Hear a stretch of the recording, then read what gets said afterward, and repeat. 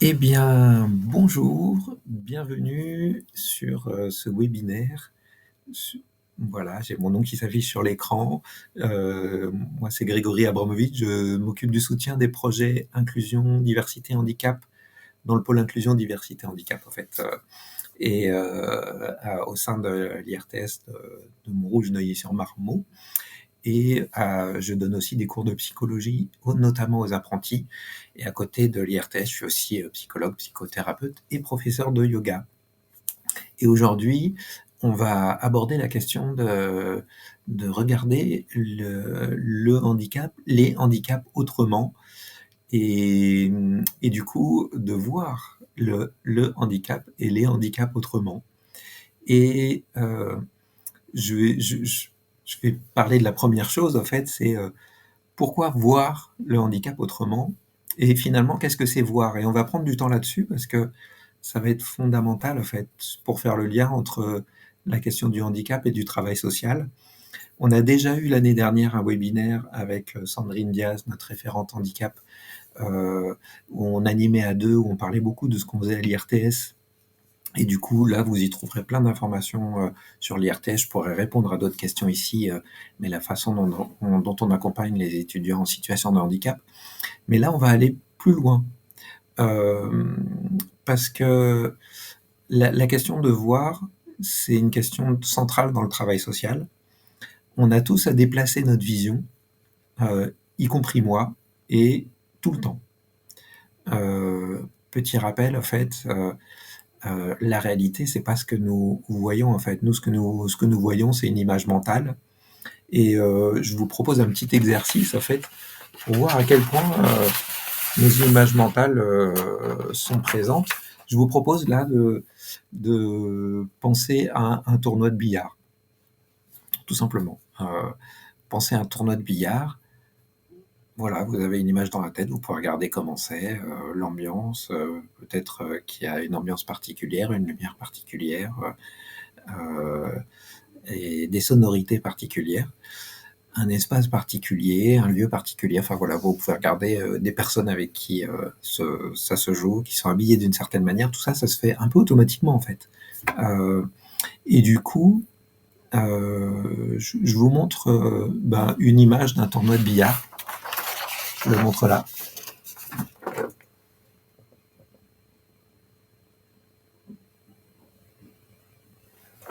Voilà, c'est juste pour percevoir en fait que on se fait des images mentales, mais la réalité, parfois, mais j'aurais envie de dire toujours, est assez différente de nos images mentales. C'est souvent les images mentales assez stéréotypées. Euh, et la vie d'un travailleur social ou de quelqu'un, travailleur social ou non, et peut devenir assez pauvre quand elle s'enferme dans ses représentations, dans ses images mentales, dans, dans ses croyances, et ça limite énormément les rencontres. La rencontre des personnes et la rencontre du réel euh, dans toute son ampleur. Un petit proverbe, en fait, pour parler de ça, c'est euh, quand on a la tête comme un marteau, on voit toutes les choses comme un clou. Et on les voit à travers nos filtres. Et voir le réel, ça a l'air de rien, mais c'est pas si facile. Et du coup, je reviens sur la question du travail social. Devenir travailleur social, c'est d'abord et vraiment apprendre à voir autrement pour s'approcher du réel comme il est. Et plutôt que de se précipiter pour agir, pour aider. Alors bien sûr, chacun arrive avec plein de bonne volonté, l'envie de faire et d'aider l'autre. Euh, mais dans ce cadre-là, on peut faire plein de choses et beaucoup de n'importe quoi. Euh, et, et du coup, l'enjeu, c'est d'abord d'apprendre à écouter et voir ce réel qui est beaucoup plus complexe. Et on le verra aussi, y compris par rapport à la question du handicap. Euh, En fait, c'est ce qui m'a donné l'idée de parler des choses comme ça aujourd'hui. C'est un moment que j'ai passé avec un formateur Et Salim, qui est un formateur complètement incroyable et qui travaille à la fois en tant que formateur, mais qui en même temps, avant, en fait, quand on l'a rencontré, il est en maison d'accueil spécialisée, polyhandicapé, donc il peut bouger la tête, une main, et dans un fauteuil roulant électrique. Et, et du coup, il est intervenu en termes de témoignages professionnels auprès des étudiants. Et à un moment, à la fin d'une séance, je rentrais parce qu'il animait le cours, en fait, et je rentrais parce que j'avais besoin de voir les étudiants pour une régulation. Et j'entends Salim dire aux étudiants, ben, vous voyez, là, je commence à avoir, avoir un peu d'espoir et à me réjouir, en fait, de cette rencontre, parce qu'au début, vous avez vu le handicap, vous avez vu le fauteuil, et maintenant, au bout de 3 heures, vous commencez à voir Salim. Et j'ai été très ému de ce moment. Il y a beaucoup d'étudiants qui étaient émus dans la salle. Et je crois que ça représente bien ce qui peut se passer quand nos représentations viennent nous masquer le réel. Salim, depuis, est devenu... il a fait une formation, en fait, pour devenir moniteur éducateur. Il a fait une prépa, la prépa Oasis, qu'on fait aussi ici à l'IRTS. Là, c'était en PACA. Il a fait donc une formation de moniteur éducateur et une formation de formateur maintenant. Il est diplômé, il a fait sa formation en apprentissage et là aussi il a bousculé beaucoup de représentations et c'est un formateur aujourd'hui absolument incroyable. Et du coup, à chaque fois qu'on rencontre le réel derrière l'apparence, c'est une vraie chance qu'on a. Et à chaque fois qu'on rencontre nos propres limites et qu'on rencontre ce réel, et le réel, c'est qu'on est tous limités, c'est l'occasion d'un travail très profond. Et c'est aussi l'occasion du travail de voir. Parce que quand on est confronté à nos propres limites, parfois on ne voit pas la richesse qu'il y a derrière ces limites. Et pour voir le réel, vraiment, il ne faut pas être focalisé sur ce qui saute aux yeux. En fait, là, c'était le fauteuil de Salim. Mais il y a plein d'autres formes de réel qui nous sautent aux yeux, mais qui cachent la vraie réalité. Du coup, un petit mot pour continuer sur l'idée de voir, c'est que voir la réalité, je disais que c'était beaucoup plus complexe que ce qu'on pourrait imaginer, mais c'est lâcher nos préconceptions, c'est accepter l'incertitude, le flottant, parce que le réel, en fait, se donne pas à voir comme ça, en fait. Il se donne à voir dans un temps, il se donne à voir dans une rencontre, il se donne à voir dans un échange, il se donne à voir dans un lien, et ça veut dire qu'il faut vraiment rentrer en lien. Il se donne à voir d'autant plus qu'on se met dans l'esprit du débutant. Et là-dessus, il y a Shunryu Suzuki, qui était un maître zen, qui a importé la méditation zen en Occident, en fait. Il disait que l'esprit du débutant comporte beaucoup de possibilités, alors que l'esprit de l'expert en comporte bien peu. Et je crois que c'est ça, c'est garder les possibilités de voir la finesse de ce qui est, et du coup ne pas céder à nos habitudes qui nous font classer les choses, qui nous font classer les gens, et parfois même s'oublier dans ce qui se passe là. Oublier nos représentations et s'oublier un peu pour être complètement avec ce qui se passe et avec l'autre. Et sur l'idée de voir, je vais vous lire un petit texte qui est un texte d'Alain, le philosophe, que je trouve assez éclairant sur comment nos expériences, parfois, nous empêchent de voir. Et je vous lis ce passage, ça s'appelle le cormoran. Alors, pour vous donner une idée, peut-être qu'il y en a qui ne connaissent pas les cormorans. Je vous ai imprimé une photo de cormoran. Voilà, ça ressemble à ça. Je le mets droit. Oups. Une photo de cormoran. Ça vous donne une idée. Et je vais vous lire le texte d'Alain. Maître Cormoran se moque de moi. Voici que j'aperçois sur une roche bien connue une tige de fer que je n'avais pas remarquée. Ou bien, je reconnais de loin le piquet enfoncé dans le sable. Si quelqu'un connaît le jeu, montre une de ses formes inanimées en disant voilà le cormoran, on se moque. On observe qu'après 1 heure ou 2, rien n'a bougé, on ne doute plus. Et celui-là même qui savait voir et qui croyait voir, convient qu'il a mal vu. On s'imagine, dit-il, des petits mouvements, et ça vient du flot environnement qui cesse d'agiter ses paillettes. L'œil se laisse entraîner. À ce moment-là, où tous sont d'accord, la barre de fer s'envole, le piquet s'envole, et l'on jure de mieux croire. Il ne sert point de jurer. Le lendemain, l'observateur remonte la rivière et voit autant de cormorans qu'il y a de piquets dans l'ancien parc à moules. Ce n'est pas moi, dit-il, qui me laisserai prendre à l'apparence d'un piquet. C'est le cormoran. J'ai saisi le mouvement de son bec sous son jabot. Maintenant que je m'approche, je m'aperçois ses 2 ailes à demi étalées. Il s'approche tant qu'il reconnaît, quoi qu'il lui en coûte, un piquet véritable, qui laisse pendre un débris d'écriteau.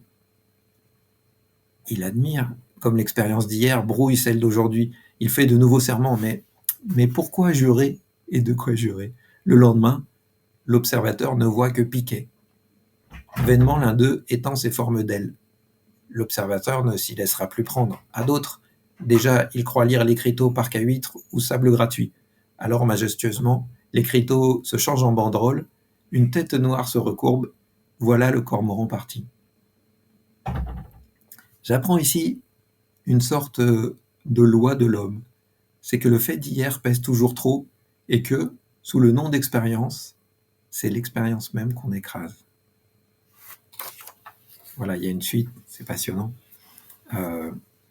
Et du coup, Alain nous parle bien de comment on se construit sans cesse et tout le temps, et on a des images, des représentations qu'on a tout le temps à remettre en question quand on veut être vraiment en lien avec les personnes et avec le réel. Et du coup, ce qui nous empêche de voir, c'est l'enfermement dans nos grilles de lecture, c'est dans l'envie à tout prix de résultats, de recherche de voir quelque chose, les statuts et l'auto-enfermement pour soi-même comme pour les autres dans une identité. Ça peut être dans une identité professionnelle pour le travailleur social, ça peut être dans une identité liée à un handicap lié à soi, mais ça peut être l'identité dans laquelle on fige l'autre. Et parfois, c'est aussi ce qui nous empêche de voir vraiment, c'est l'enfermement dans un rapport autant contraint. Et du coup, voir, c'est le plus grand don que vous pouvez offrir. Vous ouvrir à la réalité de l'autre et à la réalité du monde, comme il est, comme elle est, et sans réserve. Et c'est aussi le plus grand don que vous pouvez faire à vous-même. Parce que du coup, il y a beaucoup d'amour dans le fait de voir le réel. Ça se fait en parallèle de s'ouvrir à qui on est comme on est. Ça veut dire ne pas se laisser réduire par toutes les impressions d'être pas tout à fait comme il faut. Vous ouvrir à la réalité de l'autre, c'est ne pas être en surplomb. Mais parfois, on est aussi en surplomb de soi-même. S'ouvrir et voir, c'est ce même travail qui se fait avec l'art. Écouter une musique ou voir un tableau. C'est pas chercher sur une recherche de sensations, de ressentir plein de choses ou de comprendre, mais juste de laisser le temps de s'ouvrir à l'œuvre, hors de tout a priori. C'est seulement à ce prix-là qu'en fait une rencontre elle peut se faire. Et du coup, je vous ai parlé de ça avant de passer à la deuxième partie, parce que voir, c'est le cœur de métier des travailleurs sociaux. Et vraiment, vraiment, ça nous ramène à l'essentiel. Et du coup, il y a une deuxième chose qui nous ramène à l'essentiel, je l'ai évoqué tout à l'heure, c'est voir nos limitations et faire avec. On parle de la question du handicap, mais on peut vivre, traverser plein de handicaps au cours de sa vie, et on va tous a priori, avoir la chance d'avoir des moments où, si on vieillit, ben, on va perdre aussi, donc ça va avec. C'est vieillir, c'est découvrir des limitations et on les découvre bien plus tôt qu'en étant à un âge âgé et parfois on se culpabilise ou on s'en veut de ces limitations. Pourtant c'est vraiment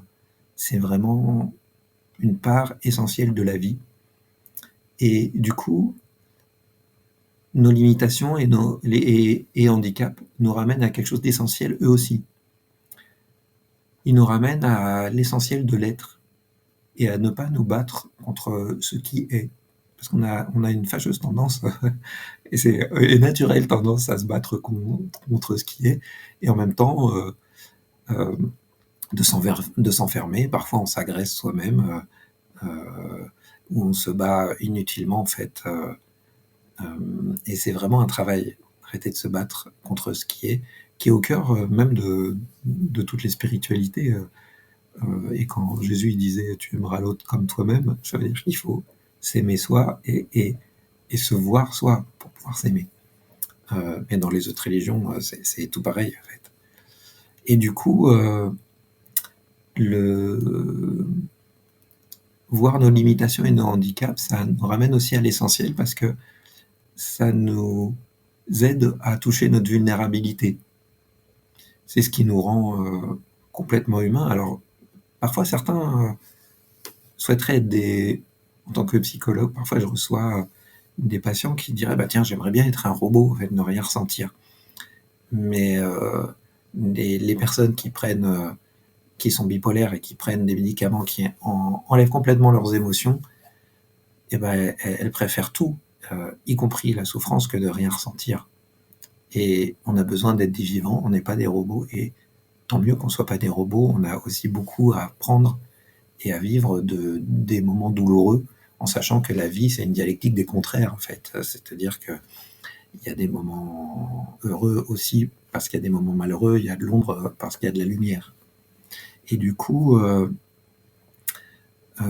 toucher sa vulnérabilité, c'est s'ouvrir à la fragilité de chaque vie et aussi voir sa beauté. C'est aussi une dialectique. C'est davantage consacrer de temps disponible à l'essentiel. Et c'est tellement essentiel dans le travail social de s'ouvrir à ça. Et du coup, voir nos limitations et handicaps, ça nous ramène à un troisième essentiel, c'est ne jamais réduire une personne, que ce soit nous-mêmes ou les autres, à une de ses caractéristiques, quelles qu'elles soient. Et ça, on a tous tendance à cet aveuglement-là. Et du coup, ces trois éléments, en fait, ne pas se battre contre ce qui est, toucher sa vulnérabilité, ne jamais réduire les autres ni se réduire, et ben certaines personnes en situation de handicap l'ont appris parce que la vie leur avait pas donné le choix, tout simplement. Je pense en vous disant ça à un étudiant en situation de handicap qu'on a accueilli aussi dans le dispositif Oasis, qui était en fauteuil roulant et qui a eu un accident de moto un jour, s'est réveillé en fauteuil roulant. Il a dit comment ça avait été dur, cette période de réveil, jusqu'à ce qu'à un moment, il ouvre les yeux et qu'il regarde autour de lui. Et à ce moment-là, il a vu les autres personnes en situation de handicap, les autres accidents de moto, les autres accidents qui avaient eu lieu. Et il s'est dit, oh ben finalement, je m'en sors pas si mal. Et c'est comme si ça avait été le moment de son retour, d'une forme de retour à la vie pour lui. Et en formation comme ailleurs, c'était incroyable, son énergie, sa vitalité, son humour et sa capacité à être dans l'écoute de ce qui est, et pour le coup, à pas donner des conseils tout faits. En fait, quand on a traversé des périodes difficiles, on va pas dire aux autres, on va pas lancer des conseils tout faits en disant ce qu'il faut faire. On se met pas dans des positions de surplomb. Et ça aussi, c'est un apprentissage essentiel de la traversée de difficultés, y compris en passant par des situations de handicap. Et du coup, ces apprentissages, ils sont essentiels dans le travail social. C'est parce que c'est un métier où on va rencontrer nos limites de plein de manières. Limites dans les accompagnements, limite par rapport au fonctionnement institutionnel, limite de temps, limite personnelle. Beaucoup de choses viennent nous impacter et faire qu'on se déploie pas et qu'on ne déploie pas l'action qu'on aura envie de déployer comme on a envie de la déployer. Et du coup, l'apprentissage de la rencontre de ses limites, elle est aussi précieuse pour le métier de travail social. Et elle peut se faire de plein de manières. Et du coup, ces apprentissages, ils sont aussi essentiels dans notre cheminement d'être humain. Je l'ai dit tout à l'heure, on rencontre tous, on va à un moment donné rencontrer nos limites, mais on peut avoir aussi une tendance à vouloir nier ça, à vouloir un peu l'ignorer et faire comme si ça n'existait pas. Et vous avez des exemples sous les yeux, hein. Elon Musk, le transhumanisme, l'idée de vouloir aller habiter une autre planète plutôt que de prendre soin de la planète qui est bien là, c'est l'aboutissement du contraire d'accueillir nos limites. Et ça, on le voit aujourd'hui de façon très aiguë, mais c'est depuis toujours, en fait. Et quand vous connaissez sans doute l'expression qui est écrite sur le temple de Delphes, connais-toi toi-même. Connais-toi toi-même, c'est pas va te lancer dans l'introspection de toi-même en connaissant tes moindres détails intimes. Ça n'a rien à voir avec ça. Connais-toi toi-même, c'est sache que tu es un humain. Connais qu'en tant qu'humain, tu es limité. Connais qu'en tant qu'humain, eh bien, tu n'es pas saisissable. Et qu'il y a quelque chose d'un mystère et d'une insaisible, enfin de quelque chose qu'on ne peut pas saisir, insaisibilité, j'y arrive pas, quelque chose qu'on ne peut pas saisir chez personne, en fait. Et du coup, à partir du moment où on accueille ça, qu'il y a du non saisissable, qu'il y a des limites, et ben, ça ouvre un espace de liberté immense. C'est comme si ça laissait tomber beaucoup du combat qu'on mène en s'épuisant pour rien à lutter contre des choses qui de toute façon ne bougeront pas. Savoir nos limites, en fait, au final, ça nous permet de déployer notre énergie à être chaleureux, empathique à l'écoute de ce qui se passe, et pour les autres comme pour nous-mêmes, là aussi. Ça nous engage à faire bon usage de la vie, en fait, d'une certaine manière. Et du coup, voilà, je vous ai parlé de tout ça parce que c'est cet esprit qui motive le travail du pôle inclusion, diversité, handicap. Je suis pas le seul, il y a vraiment toute une équipe qui travaille dedans. C'est pas une approche charitable où une personne se mettrait en dessus d'une autre et je vais l'aider. C'est une approche qui voit et qui apprend du réel, qui s'enrichit de chacun et du précieux de la vie que peut nous révéler chaque rencontre. Et ça, je crois que c'est finalement ce qui fait que le métier du travail social, j'ai choisi de ne pas être informaticien, sont des métiers aussi magnifiques. Ce qui fait que ces métiers sont magnifiques, c'est qu'ils permettent de s'ouvrir à ça. Et sinon, il y a plein d'autres métiers qui rémunèrent mieux et mais du coup, c'est des métiers qui, à partir du moment où on sait s'ouvrir à nos limites, à celles des autres, à pas lutter contre ses limites inutilement, mais à s'ouvrir à la vie à partir de là et de notre vulnérabilité, et à partir de là, on peut être un travailleur social qui ne s'épuise pas et heureux dans son travail, et c'est tellement essentiel. Voilà pour aujourd'hui. Et du coup, je vais regarder s'il y a des questions. Pour l'instant, il n'y a pas de questions. Je peux vous laisser le temps d'en noter si vous avez envie d'en noter. possible d'en noter dans le chat.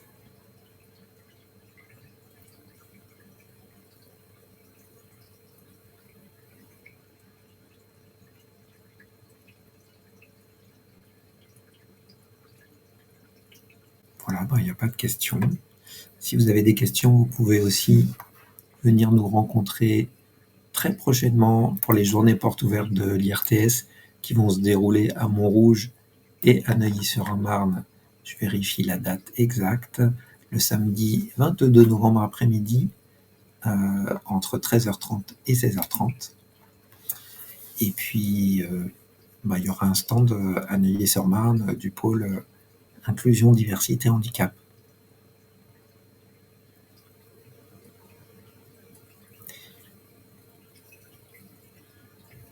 Et du coup, je peux juste parler de Sandrine Diaz et Marine Monuy, nos référentes handicap, qui s'occupent de l'accompagnement des étudiants, et simplement vous dire qu'elle s'en occupe de façon très, très précise, très, très présente, et que l'accompagnement de chacun est vraiment pris en compte à l'IRTS, et y compris en allant exprimer ce que je viens d'exprimer, mais en beaucoup plus condensé, à la réunion de rentrée, lors de la rentrée des étudiants de l'IRTS, en allant leur exprimer que les compensations dont bénéficient les personnes en situation de handicap ne sont pas des privilèges, mais sont juste des compensations en fait qui ne bien souvent compensent pas complètement le fait la présence des situations de handicap, mais du coup permettre en tout cas de réaliser ces études dans des bonnes conditions. Voilà, du coup, je vais vous souhaiter très bonne journée et au plaisir de peut-être vous rencontrer bientôt dans les locaux de l'IRTS lors des journées portes ouvertes ou après quand vous y serez en formation. Grand merci à vous de votre présence et au revoir et peut-être à bientôt.